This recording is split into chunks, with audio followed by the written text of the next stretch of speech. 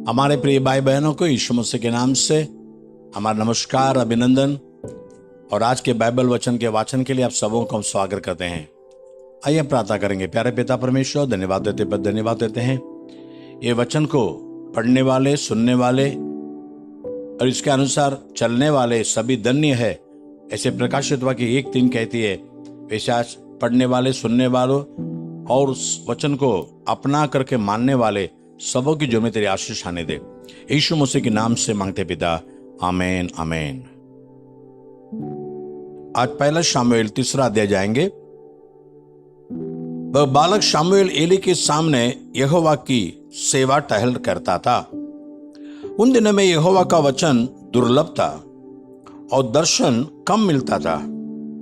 और उस समय ऐसा हुआ कि एली की आंखें तो धुंधली होने लगी थी और उसे न सूझ पड़ता था। जब वह अपने स्थान में लेटा हुआ था और परमेश्वर का दीपक अब तक बुझा नहीं था, और शमूएल यहोवा के मंदिर में जहां परमेश्वर का संदूक था लेटा था, तब यहोवा ने शमूएल को पुकारा और उसने कहा, क्या आज्ञा? तब उसने एली के पास दौड़कर कहा, क्या आज्ञा? तूने तो मुझे पुकारा है। वह बोला, मैंने नहीं पुकारा, फिर जा लेटे रह। तो वह जाकर लेट गया। तब यहोवा ने फिर पुकार के कहा, हे शमूएल। शमूएल उठकर एली के पास गया और कहा, क्या आज्ञा? तूने तो मुझे पुकारा है। उसने कहा, हे मेरे बेटे, मैंने नहीं पुकारा, फिर जा लेट रह। उस समय तक शमूएल यहोवा को नहीं पहचानता था और न यहोवा का वचन ही उस पर प्रकट हुआ था।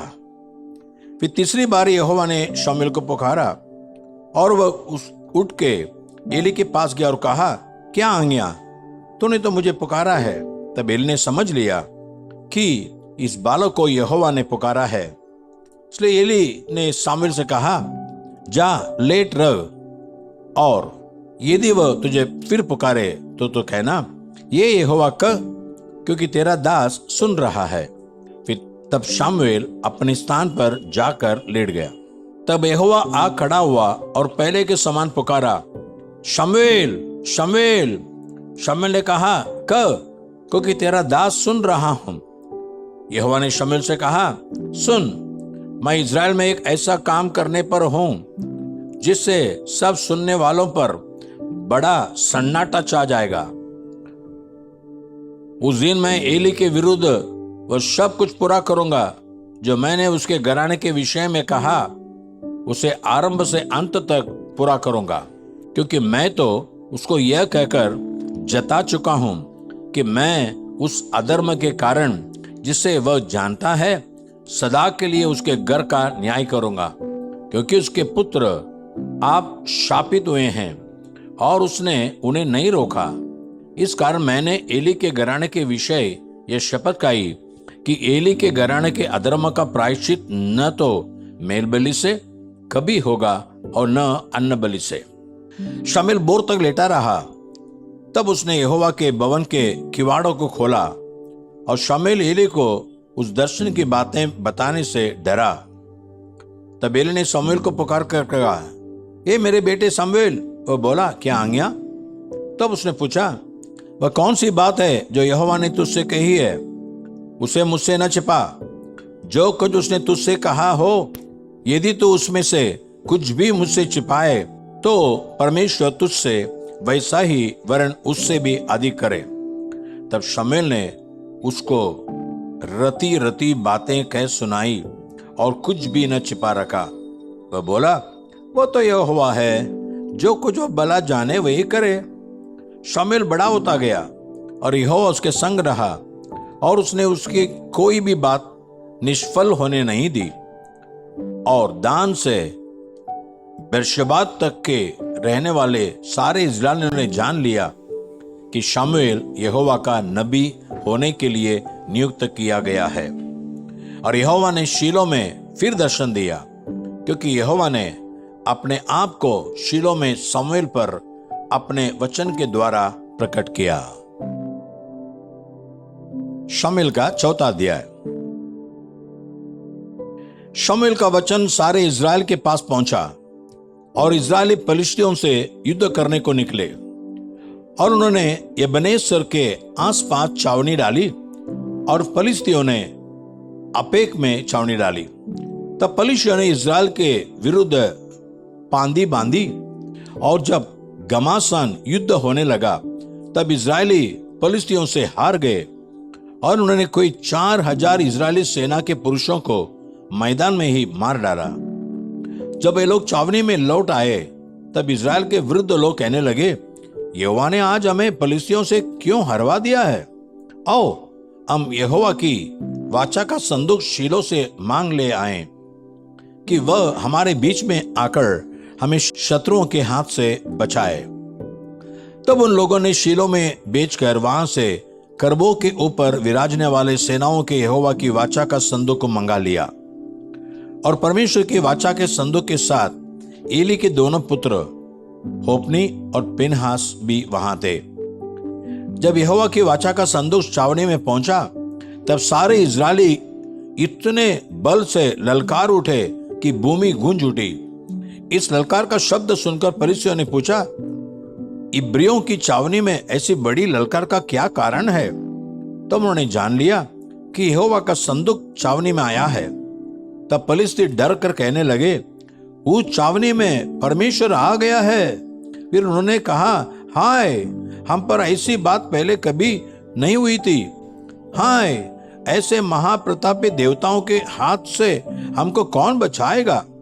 ये तो वे ही देवता हैं जिन्होंने मिस्रियों पर जंगल में सब प्रकार की विपत्तियां डाली थी। हे फलिस्तियों, तुम हिया बांधो और पुरुषार्थ जगाओ, कहीं ऐसा ना हो कि जैसे इब्री तुम्हारे अधीन हो गए वैसे तुम भी उनके अधीन हो जाओ। पुरुषार्थ करके संग्राम करो। तब फिलिस्ती लड़ाई के मैदान में टूट पड़े और इज़राइली हार कर अपने अपने डेरे को भागने लगे और ऐसा अत्यंत संहार हुआ कि 30,000 इज़राइली पैदल खेत आए और परमेश्वर का संदूक छीन लिया गया और एली के दोनों पुत्र होप्नी और पिनहास भी मारे गए। तब उसी दिन एक बिन्यामीनी मनुष्य सेना में से दौड़कर अपने वस्त्र फाड़े और सिर पर मिट्टी डाले हुए शीलो पहुंचा।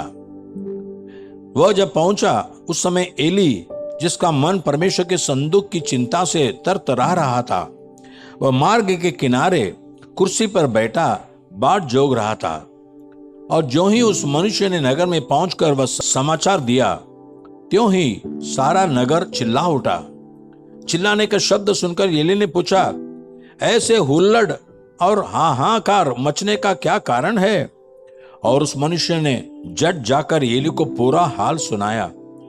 एली तो 98 वर्ष का था और उसकी आंखें धुंधली पड़ गई थी और उसे कुछ सूझता न था। उस मनुष्य ने एली से कहा, मैं वही हूं जो सेना में से आया हूं और मैं सेना से आज ही भागकर आया हूं। वह बोला, हे मेरे बेटे, क्या समाचार है? उस समाचार देने वाले ने उत्तर दिया, इज़राइली फलिस्तियों के सामने से भाग गए हैं और लोगों का बड़ा भयानक संहार भी हुआ है और तेरे दोनों पुत्र होप्नी और पिनहास भी मारे गए और परमेश्वर का संदूक भी छीन लिया गया है। ज्यों ही उसने परमेश्वर के संदूक का नाम लिया, त्यों ही एली फाटक के पास कुर्सी पर से पछाड़ खाकर गिर पड़ा और बूढ़ा और भारी होने के कारण उसकी गर्दन टूट गई और वो मर गया। उसने तो इज़राइलियों का न्याय 40 वर्ष तक किया था। उसकी बहू पिनहास की स्त्री गर्भवती थी और उसका समय समीप था। जब उसने परमेश्वर के संदूक के छीन लिए जाने और अपने ससुर और पति के मरने का समाचार सुना, तब उसको जच्चा का दर्द उठा और वह दुहर गई और उसके पुत्र उत्पन्न हुआ। उसके मरते मरते उन स्त्रियों ने जो उसके आसपास खड़ी थी उससे कहा, मत डर, क्योंकि तेरे पुत्र उत्पन्न हुआ है। परंतु उसने कुछ उत्तर न दिया और न कुछ ध्यान दिया और परमेश्वर के संदूक की छीन लिए जाने और अपने ससुर और पति के कारण उसने यह कहकर उस बालक का नाम इकाबोद रखा, इज़राइल में से महिमा उठ गई। फिर उसने कहा, इज़राइल में से महिमा उठ गई क्योंकि परमेश्वर का संदूक छीन लिया गया है। इफिसियों की पत्री 3 अध्याय। इसी कारण मैं पौलुस, जो तुम अन्य जातियों के लिए मसीह यीशु का बंदी हूं, यदि तुमने परमेश्वर के उस अनुग्रह के प्रबंध का समाचार सुना हो जो तुम्हारे लिए मुझे दिया गया, अर्थात यह कि वह भेद मुझ पर प्रकाशन के द्वारा प्रकट हुआ, जैसा मैं पहले ही संक्षेप में लिख चुका हूं, जिससे तुम पढ़कर जान सकते हो कि मैं मसीह का वह भेद कहां तक समझता हूं, जो अन्य समयों में मनुष्यों की संतानों को ऐसा नहीं बताया गया था, जैसा कि आत्मा के द्वारा अब उसके पवित्र प्रेरितों और भविष्यद्वक्ताओं पर प्रकट किया गया है, अर्थात यह कि मसीह यीशु में सुसमाचार के द्वारा अन्य जातीय लोग मीरास में साक्षी और एक ही देह के और प्रतिज्ञा के भागी हैं। मैं परमेश्वर के अनुग्रह के उस दान के अनुसार जो उसके सामर्थ्य के प्रभाव के अनुसार मुझे दिया गया, उस समाचार का सेवक बना। मुझ पर जो सब पवित्र लोगों में से छोटे से भी छोटा हूं, यह अनुग्रह हुआ कि मैं अन्य जातियों को मसीह के अगम्य धन का सुसमाचार सुनाऊं और सब पर यह बात प्रकाशित करूं कि उस भेद का प्रबंध क्या है जो सबके सृजनहार परमेश्वर में आदि से गुप्त था, ताकि अब कलीसिया के द्वारा परमेश्वर का विभिन्न प्रकार का ज्ञान उस प्रधानों और अधिकारियों पर जो स्वर्गीय स्थानों में है प्रकट किया जाए, उस सनातन मनसा के अनुसार जो उसने हमारे प्रभु मसीह यीशु में की थी, जिसमें हमको उस पर विश्वास करने से साहस और भरोसा के साथ परमेश्वर के निकट आने का अधिकार है। इसलिए मैं विनती करता हूं कि जो क्लेश तुम्हारे लिए मुझे हो रही है, उनके कारण साहस न छोड़ो, क्योंकि उनमें तुम्हारी महिमा है। मैं इसी कारण उस पिता के सामने घुटने टेकता हूं, जिससे स्वर्ग और पृथ्वी पर हर एक घराने का नाम रखा जाता है, कि वह अपनी महिमा के दंड के अनुसार तुम्हें यह दान दे कि तुम उसके आत्मा से अपने भीतरी मनुष्यत्व में सामर्थ्य पाकर बलवंत होते जाओ, और विश्वास के द्वारा मसीह तुम्हारे हृदय में बसे, कि तुम प्रेम में जड़ पकड़कर और नेव डालकर सब पवित्र लोगों के साथ बलि बांधी समझने की शक्ति पाओ कि उसकी चौड़ाई और लंबाई और ऊंचाई और गहराई कितनी है, और मसीह के उस प्रेम को जान सको जो ज्ञान से परे है, कि तुम परमेश्वर की सारी भरपूरी तक परिपूर्ण हो जाओ। अब जो ऐसा सामर्थ्य है कि हमारी विनती और समझ से कहीं अधिक काम कर सकता है, उस सामर्थ्य के अनुसार जो हम में कार्य करता है, कलीसिया में और मसीह यीशु में उसकी महिमा पीढ़ी से पीढ़ी तक युगान युग होती रहे। आमीन, आमीन, आमीन। इफिसियों का 4 अध्याय। इसलिए मैं जो प्रभु में बंदी हूं, तुमसे विनती करता हूं कि जिस बुलाहट से तुम बुलाए गए थे उसके योग्य चाल चलो, अर्थात सारी दीनता और नम्रता सहित और धीरज धरकर प्रेम से एक दूसरे की सह लो, और मेल के बंधन में आत्मा की एकता रखने का यत्न करो। एक ही देह है और एक ही आत्मा, जैसे तुम्हें जो बुलाए गए थे अपने बुलाए जाने से एक ही आशा है, एक ही प्रभु है, एक ही विश्वास, एक ही बपतिस्मा, और सबका एक ही परमेश्वर और पिता है, जो सबके ऊपर और सबके मध्य में और सब में है। पर हम में से हर एक को मसीह के दान के परिमाण के अनुसार अनुग्रह मिला है। इसलिए वह कहता है, वो ऊंचे पर चढ़ा और बंदियों को बांध ले गया और मनुष्यों को ध्यान दिए उसके चढ़ने से, और क्या पाया जाता है? केवल यह कि वह पृथ्वी की निचली जगहों में उतरा भी था, और जो उतर गया यह वही है जो सारे आकाश से ऊपर चढ़ भी गया कि सब कुछ परिपूर्ण करे। उसने सबको प्रेरित नियुक्त करके, और कुछ को भविष्यद्वक्ता नियुक्त करके, और कुछ को सुसमाचार सुनाने वाले नियुक्त करके, फिर पढ़ता हूं, और कुछ को सुसमाचार सुनाने वाले नियुक्त करके, और कुछ को रखवाले और उपदेशक नियुक्त करके दे दिया, जिससे पवित्र लोग सिद्ध हो जाएं और सेवा का काम किया जाए और मसीह की देह उन्नति पाए, जब तक कि हम सब के सब विश्वास और परमेश्वर की पुत्र की पहचान में एक न हो जाए और एक सिद्ध मनुष्य न बन जाए, और मसीह के पूरे डील डौल तक न बढ़ जाए, ताकि हम आगे को बालक न रहें जो मनुष्य की ढंग विद्या और चतुराई से, उनके भ्रम की युक्तियों के और उपदेश के हर एक झोंके से उछाले और इधर उधर घुमाए जाते हो, वरन प्रेम से सच्चाई से चलते हुए सब बातों में उसमें जो सिर है अर्थात मसीह में बढ़ते जाएं, जिससे सारी देह हर एक जोड़ की सहायता से एक साथ मिलकर और एक साथ गठकर उस प्रभाव के अनुसार जो हर एक अंग के ठीक ठीक कार्य करने के द्वारा उसमें होता है, अपने आप को बढ़ाती है कि वह प्रेम में उन्नति करती जाए।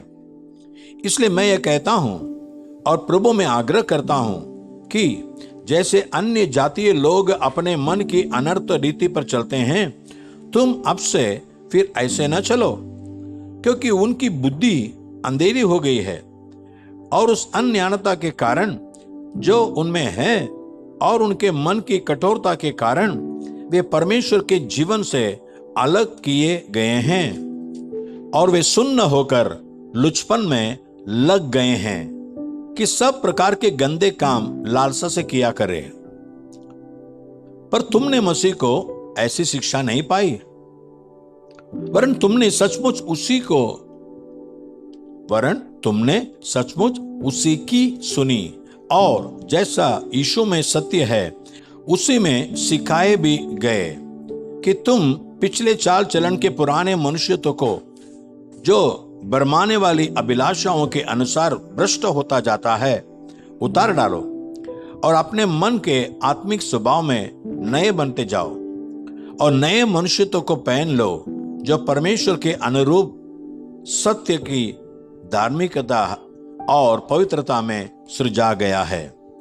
इस कारण झूठ बोलना छोड़कर हर एक अपने पड़ोसी से सच बोले, क्योंकि हम आपस में एक दूसरे के अंग है। क्रोध तो करो पर पाप मत करो।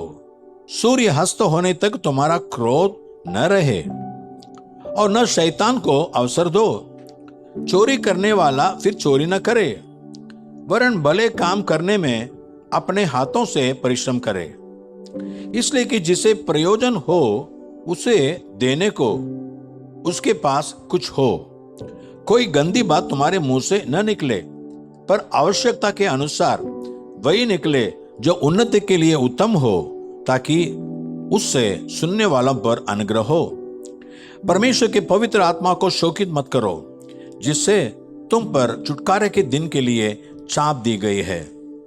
सब प्रकार की कड़वाहट और प्रकोप और क्रोध और कलह और निंदा सब बैर भाव समेत तुमसे दूर की जाए। एक दूसरे पर कृपालु और करुणामय हो, और जैसे परमेश्वर ने मसीह में तुम्हारे अपराध क्षमा किए, वैसे ही तुम भी एक दूसरे के अपराध क्षमा करो। भजन संहिता 66। ये सारी पृथ्वी के लोगों, परमेश्वर के लिए जय जयकार करो, उसके नाम की महिमा का भजन गाओ, उसकी स्तुति करते हुए उसकी महिमा करो। परमेश्वर से कहो, तेरे काम क्या ही भयानक है। तेरी महासामर्थ्य के कारण तेरे शत्रु तेरी चापलूसी करेंगे। सारी पृथ्वी के लोग तुझे दंडवत करेंगे। और तेरा भजन गाएंगे, वे तेरे नाम का भजन गाएंगे। आओ परमेश्वर के कामों को देखो, वह अपने कार्यों के कारण मनुष्यों को भययोग्य देख पड़ता है। उसने समुद्र को सूखी भूमि कर डाला, वे महानद में से पांव पांव पार उतरे, वहां हम उसके कारण आनंदित हुए। जो अपने पराक्रम से सर्वदा प्रभुता करता है और अपनी आंखों से जाति जाति को थाकता है, हठीले अपने सिर न उठाए।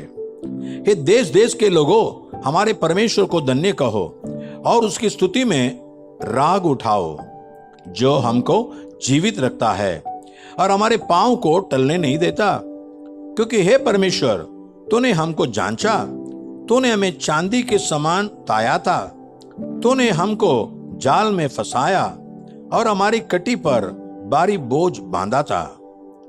तूने गुड़ चढ़ों को हमारे सिरों के ऊपर से चलाया, हम आग और जल से होकर गए, परंतु तूने हमको उबार के सुख से भर दिया है।